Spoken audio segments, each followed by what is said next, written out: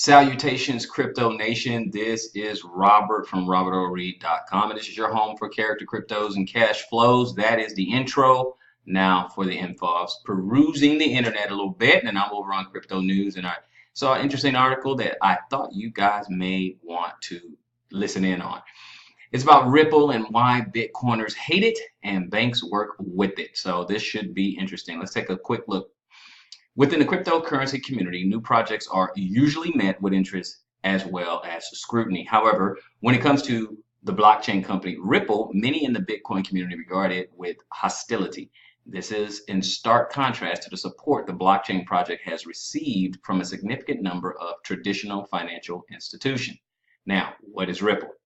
San Francisco headquartered Ripple is a company that seeks to harness the power of blockchain technology to develop a platform through which real-time payments can be made in a fast and secure manner. The company created the platform specifically for banks and other financial institutions. The project refers to itself as the world's only enterprise blockchain solution for global payments. The company has developed a payment network, RippleNet, through which financial institutions, such as banks and payment providers, are able to stay connected to each other to engage in an interbank payment. Through RippleNet, it is possible to transfer fiat currency as well as access orders in an easy, fast, secure, and cheap manner. There are 3 products available for interested parties, each with different capabilities and specifications. These are xCurrent, a bank payment solution, xRapid, a source of on-demand liquidity, and xVia, used by businesses to plug into RippleNet to send payments. RippleNet is based on the Ripple Protocol Consensus Algorithm, RPCA, which is a network of distributed consensus ledgers that are validated by trusted nodes. This differs from the blockchain that underlies the Bitcoin network. The native cryptographic token of the project is called Ripple and is denoted as XRP. Now, why do banks work with Ripple? Traditional financial institutions have demonstrated their support for the Ripple project. Currently, there are over 35 institutions, banks, and other financial service providers, such as Standard Chartered Bank and American Express, who are using one of the 3 Ripple products. This is a relatively large number with regard to adoption of blockchain technology in the traditional finance sector. Financial institutions believe in Ripple because of a number of reasons. Firstly, it is fast and able to scale. The platform is among the fastest currently as it settles payments in a mere 4 seconds. Moreover, it is able to process up to 1,500 transactions per second. The settlement speed is a factor that banks see as an advantage because this results in greater customer satisfaction. Furthermore, the TPS value means the platform is able to support a large number of users, which is where many digital currencies such as Bitcoin are unable to effectively function and deliver.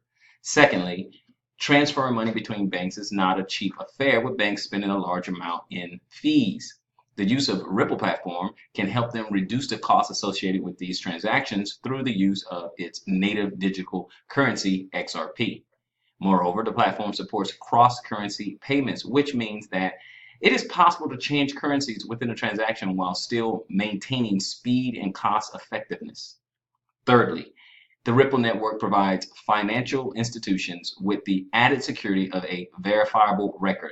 This reduces conflicts and other undesirable activities such as fraud. Lastly, the Ripple network can provide new revenue streams for the institution as they may be exposed to new markets that they can conduct business in.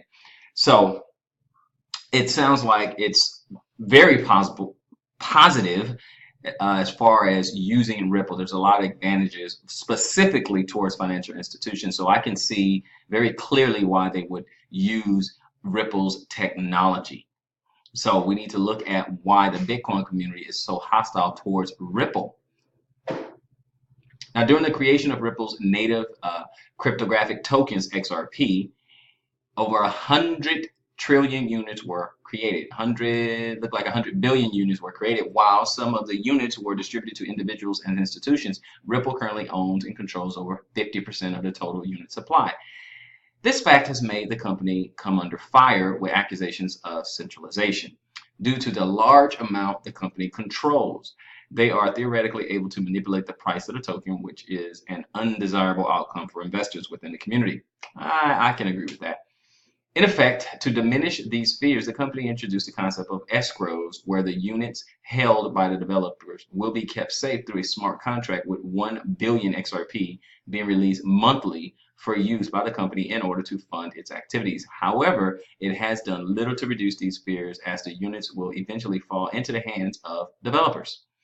Moreover, Ripple's distributed ledger uses a network of validators to achieve consensus. However, many believe that consensus should not be the purview of only some nodes, but should be open to all who seek to join in order to ensure the survival of the project, even if the company should fail. Approved validators have been added to the platform, some of which include the Massachusetts Institute of Technology, MIT, and a tech giant, Microsoft. However, many of the addresses on the list are private, and it is the worry of some that these may be controlled by Ripple, which is in contrast with the principles of decentralization that Bitcoin introduced. I agree with that point as well. On one of the internet forums, David Schwartz, the chief cryptographer of Ripple, explained that this is a matter of practicality, but will change as time goes by, saying, quote, as it happens, much of the network's infrastructure is run by us today, but we are more than happy to turn that over to others who are willing to do it, end quote.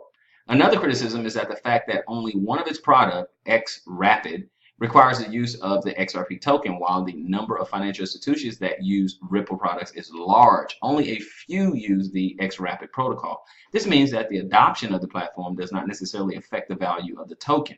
The company argues that this was by design. However, for some crypto community members, questions why the platform needed a token if the platform works just as well without it. Also, some believe Ripple should not refer to itself as a blockchain because of its use of distributed validated servers. Finally, many members of the Bitcoin community who were attracted to the digital currency as it allows users to be their own bank have a strong dislike towards Ripple as it is using Bitcoin's technology to help banks instead of disintermediating them. Since many Bitcoiners have an anti-big bank attitude, there is little love for Ripple in the community. I can see that from both sides. Now let's go ahead and take a look at the conclusion.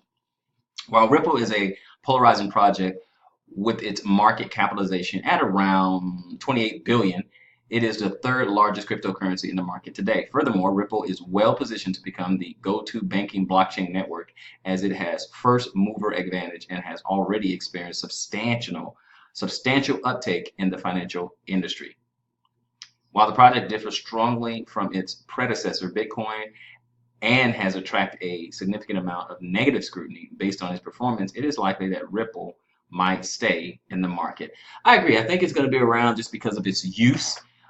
Because of its utility, and financial institutions are pretty much flocking to it. Their growth is astronomical. If you look at all the partnerships that came to be in 2017, and they got new partners, in 2018, and they keep adding on partners. So one of the things that happens is that if these banks and these other financial institutions are able to do their transactions at a cheaper, faster rate, then they have to maintain a competitive advantage. So the other guys have to come along as well.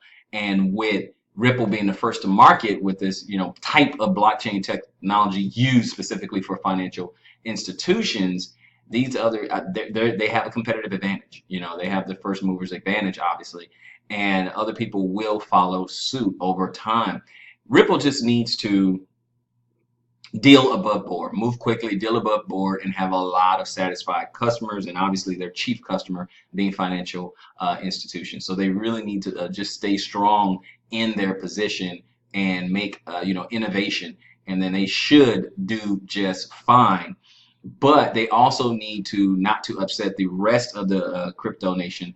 They need to really stick to the decentralization, otherwise it won't be attractive to most Bitcoiners or most of the cryptocurrency nation. Now, a lot of people, the novices out there, will be like, well, I don't care as long as I make money. But as a whole, they have to walk a fine line between the two, between satisfying the financial institutions and their transactions and making everything cost effective and with efficiency, to say the least, and then also maintaining the guiding principles of cryptocurrencies, which is decentralization. That's going to be tough to do, but it's going to be interesting to see what they have coming ahead in the months and years ahead, actually. So those are my thoughts. Let me know what your thoughts are. Put it in the comment section below, and do not forget to smash that notification button and subscribe. So until next time, conquer with cryptos.